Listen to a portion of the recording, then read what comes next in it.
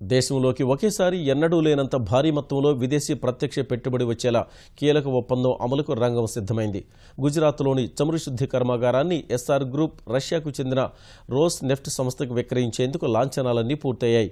ఈ మేరకు 86,000 కోట్ల రూపాయల విలువైన లావాదేవీని వచ్చే నెలకల్లా పూర్తి చేసేందుకు వీలు కల్పించేలా ఎస్ఆర్ గ్రూప్నకు అప్పులిచ్చిన ఎస్బీఐ, ఐసీఐసీఐ, ఎల్ఐసి సహా 23 సంస్థలు పచ్చజెండా ఊపాయి.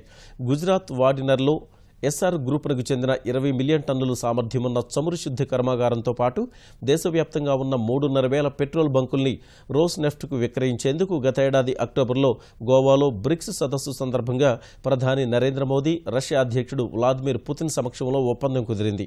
ఎస్ఆర్ గ్రూపునకు 1,200 కోట్ల రూపాయల రుణమిచ్చిన ఎల్ఐసి ఈ ఒప్పందం అమలుకు తొలుత అడ్డు చెప్పింది. చివరకు ఎల్ఐసి సహా అప్పులిచ్చిన వారంతా పచ్చజెండా ఊపగా 86,000 కోట్ల రూపాయల లావాదేవీకి రంగం సిద్ధమైంది.